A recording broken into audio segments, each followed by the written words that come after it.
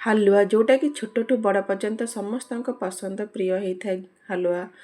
तो मु आज नहीं आसी गाजर गोटे स्वीट डिश जोटा कि गाजर हलवा। शीत दिन में मार्केट को फ्रेश फ्रेश गाजर आसता है। तो से गाजर आम आज बन नहींचे गाजर हलवा। घरे थिबा आमर जेतिक सामग्री रे बनै नहींचे। चलतु आम ए प्रोसेस टी स्टार्ट करनवा।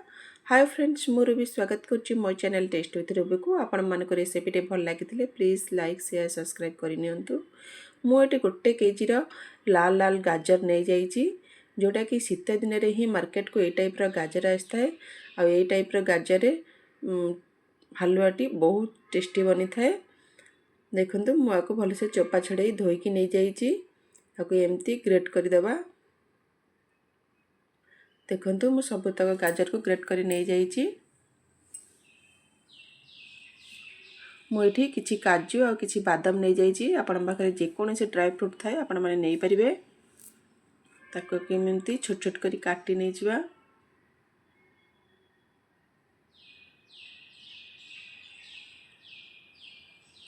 मुझे गोटे कड़ाई नहीं जाइए। एथिरे मु 2 चम्मच घी दे देइछि। हालुआटी को आपण माने घी रे बनातु बहुत टेस्टी लगी थाए। केबे भी तेल रे बनातुनी। घी रे ही तार स्वाद डबल होता है। मुझे गाजर दे देइछि एमती भाजी नवा। देखंतु घी रे पकेला परे गाजर कलर एमती चेंज हो जाई थाए। गोटे बढ़िया सुनहरा कलर आसी जाई थाए।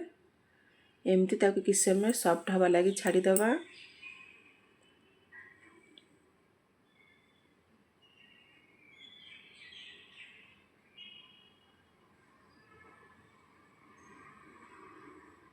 मुझे गोटे लिटर सिझा क्षीर दे देइछि।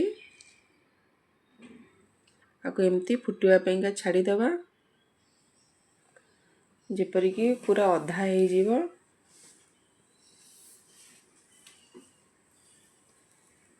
देखो आम सिझिक अधा हो गलानी। तो मुझे चीनी गोटे कप दे देइछि। आको मध्य आम ए भलसे फुटवाई दवा जेमती क्षीर सबुतक सिझिकी पूरा मरीज। मुझे आ गोटे पेन नहीं जाइए से गोटे चम्मच घी दे देइछि। एबे काजू बादाम को आम ए भाजी नहीं जावा।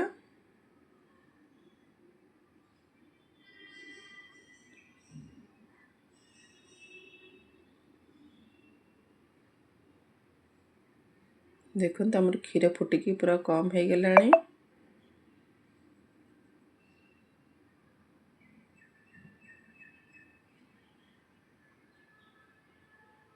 ये टाइप एमती फुटातु। ये हमें काजू बादाम ऐड करदेवा।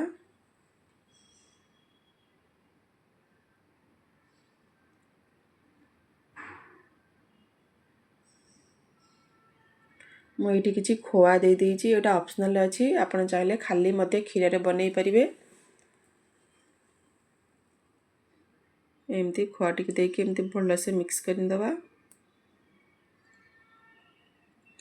मुझे इलायची पाउडर दे देइछि।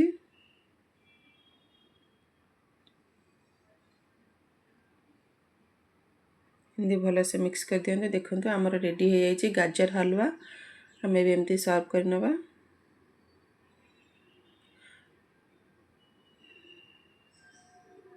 ये टाइप विंटर रे थरे घरे ट्राए करंतु देखिए बहुत टेस्टी और यम्मी बनीची। थरे तो आपने एमती ट्राए करनियंतु। विंटर स्पेशल गाजर हलवा। खाओ पियो मौज करो।